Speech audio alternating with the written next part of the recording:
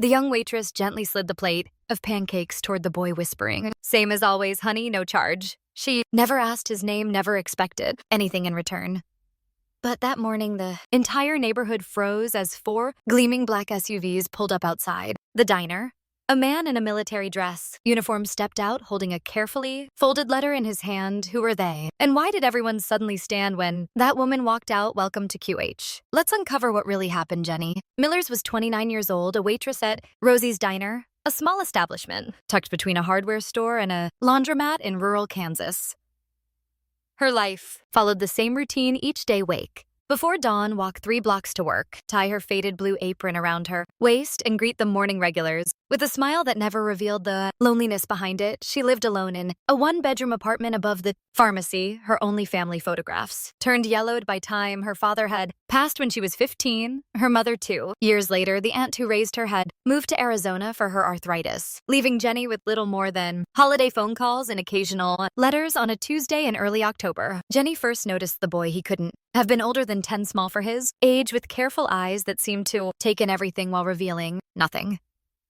He sat in the corner booth, farthest from the door, a backpack too large for his frame propped beside him, and a book always open on the table. The first time he ordered only a glass of water. Jenny brought it with a smile and a paper straw. He thanked her with a nod, so slight it was barely perceptible. The second day the same, the third, the fourth. By the second week, Jenny had observed his pattern. He would arrive at 7:15, precisely 45 minutes before school began. At the elementary 3 blocks away, he would sit sip his water slowly, watching as other customers ordered stacks of pancakes, eggs, bacon, and toast. At 7:55, he would close his book, thank her, and leave, having eaten nothing. On the 15th day, Jenny accidentally brought him a plate of pancakes. "Oh, I'm sorry," she said, setting it down as if confused. "The kitchen made an extra. I'll just leave it here instead of throwing it away." The boy looked up, suspicion and hunger battling in his eyes. "It's okay," Jenny reassured him. "Sometimes the cook gets the orders mixed up. Better to eat it than waste it, right?"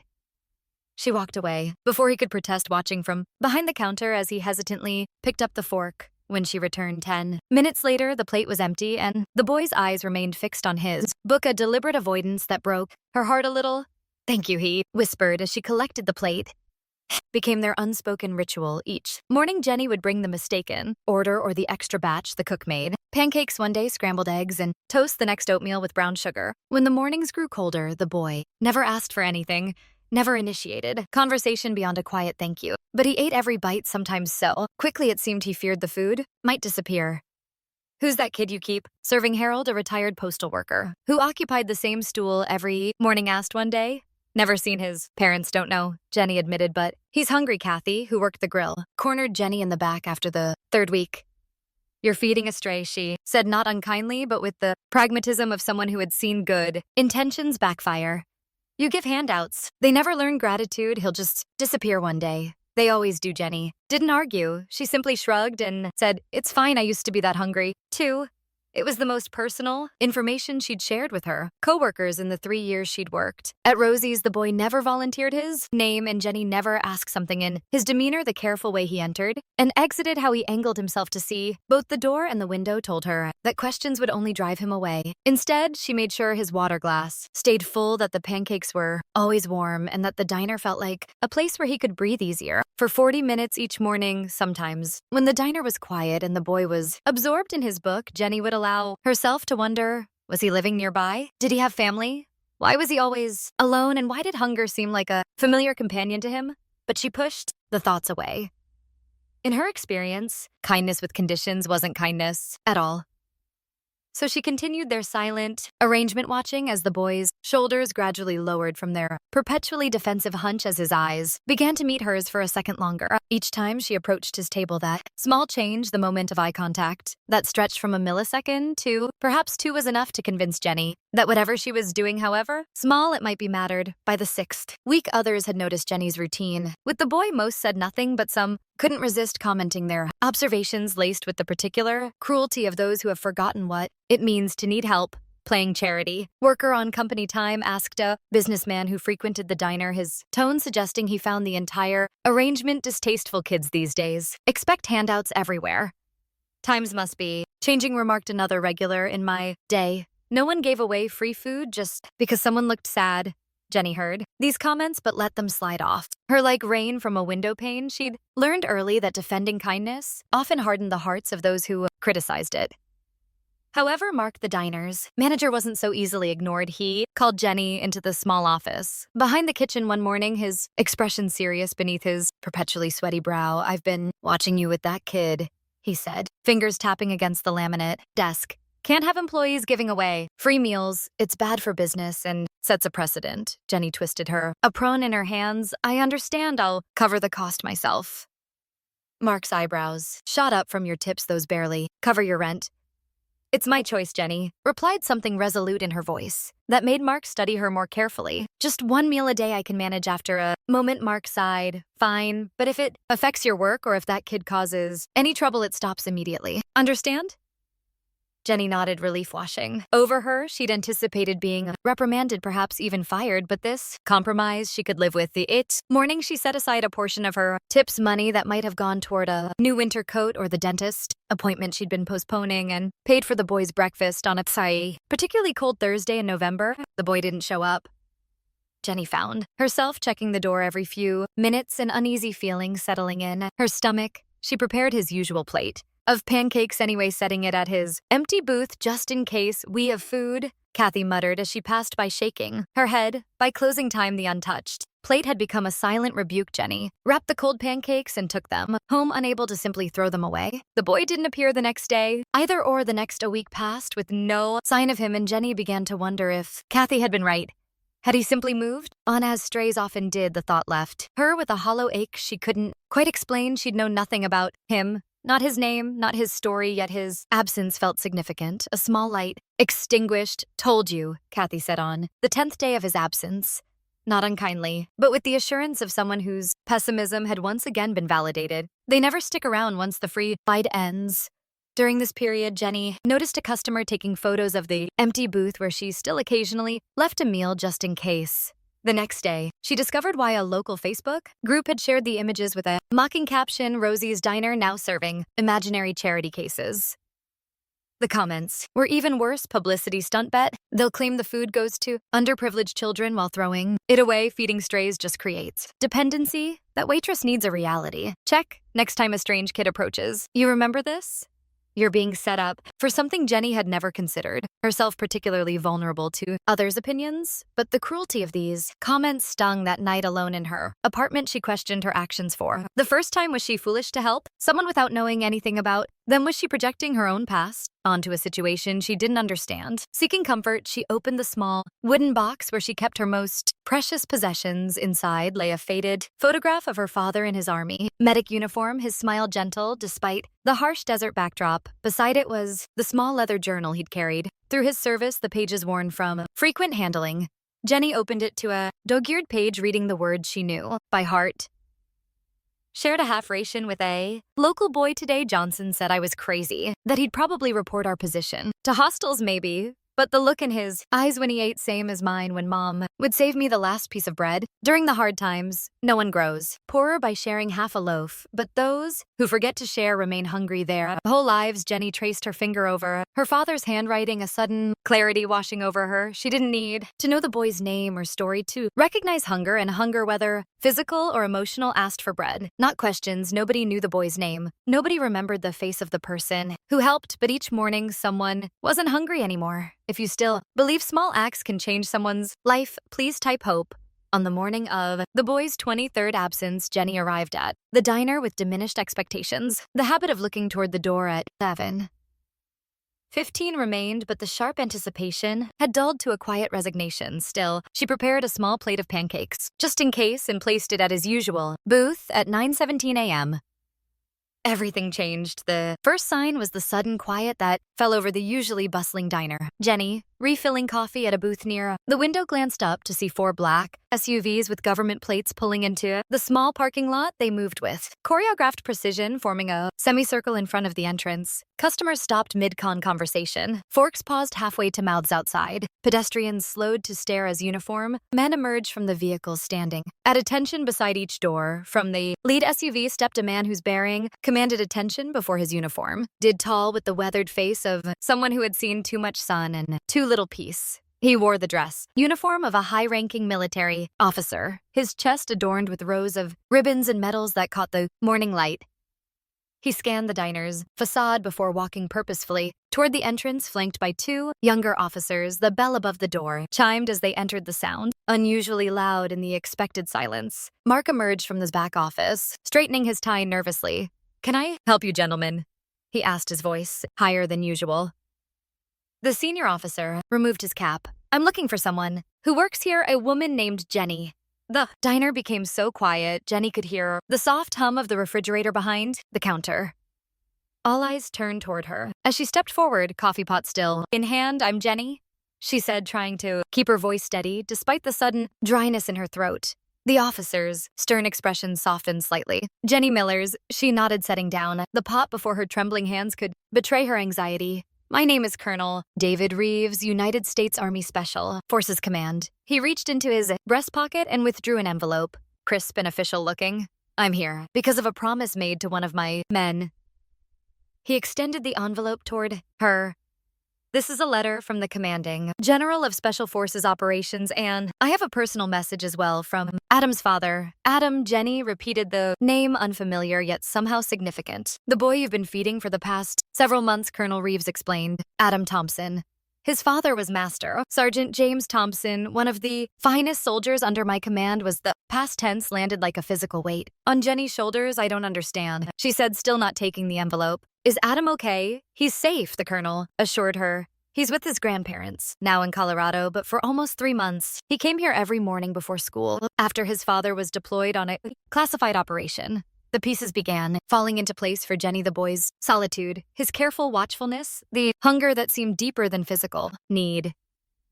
What Sergeant Thompson didn't know, the colonel continued, was that his wife had left shortly after his deployment. Abandoning Adam, the boy was too proud, too afraid of being taken from his home, to tell anyone. He managed alone using the small emergency fund his father had left, making meals stretch beyond imagination.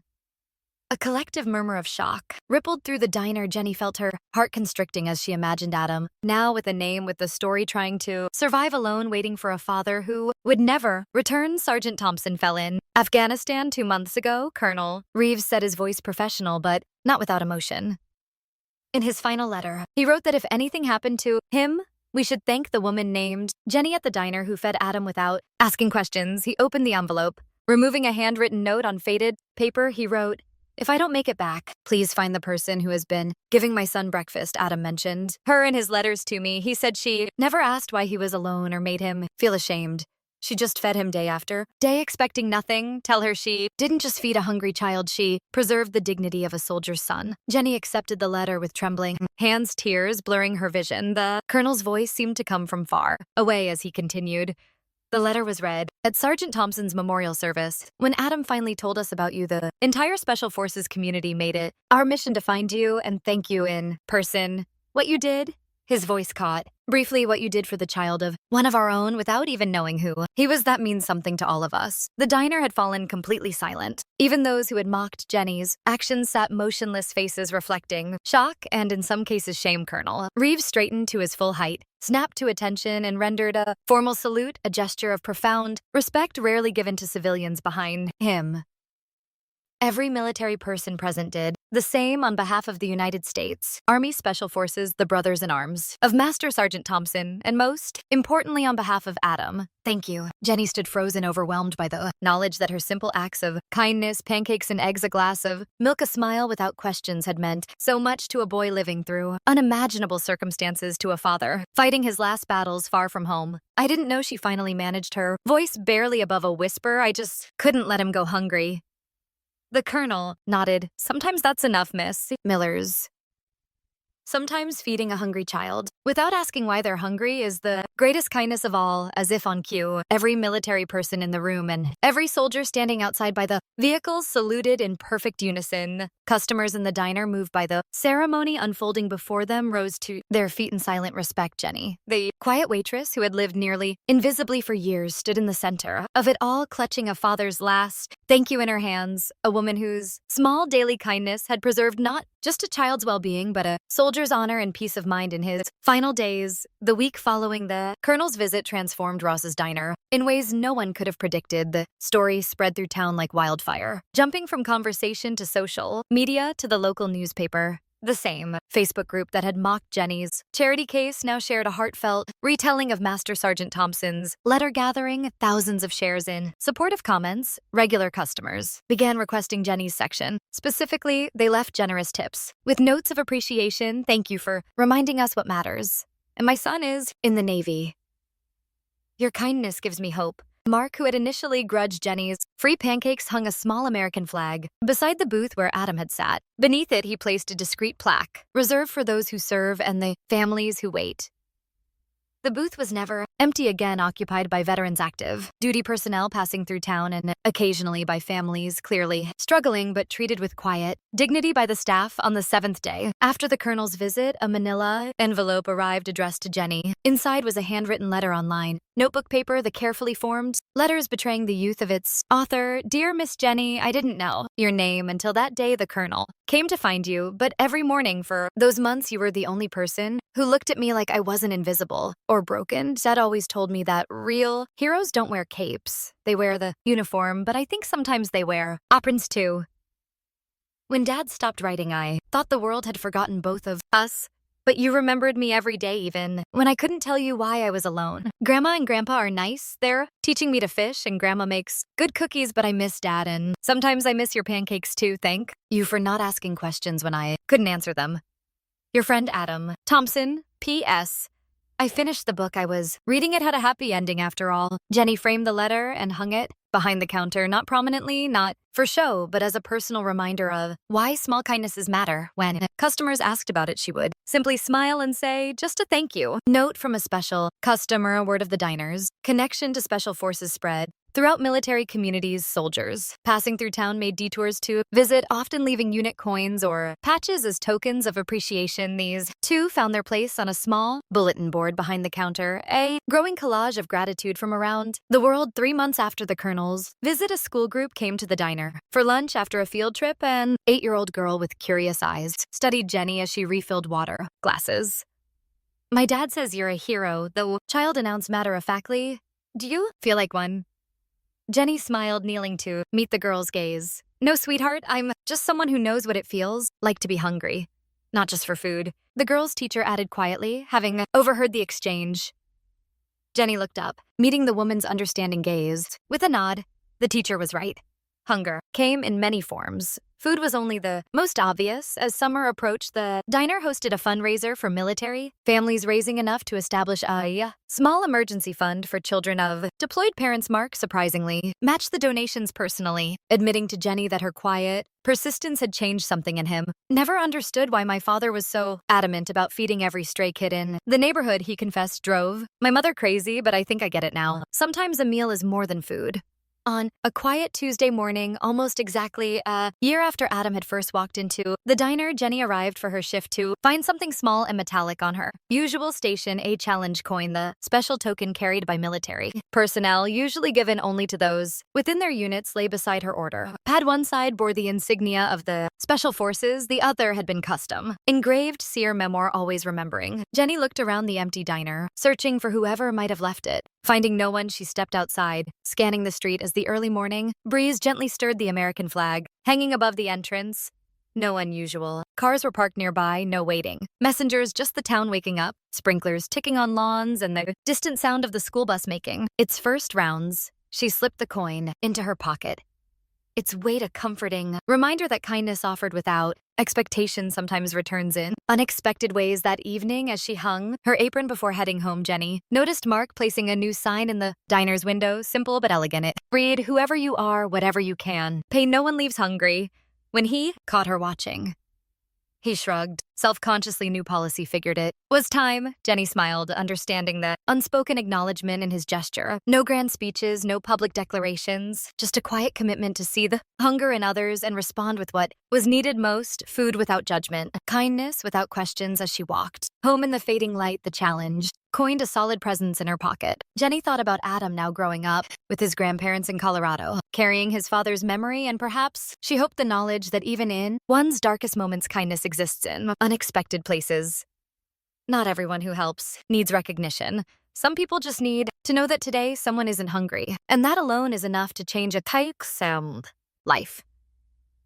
You might forget the story in a few days, but if nobody retells it, history will remain silent forever. Subscribe to Incredible Stories where justice, kindness, and memory are protected until the end.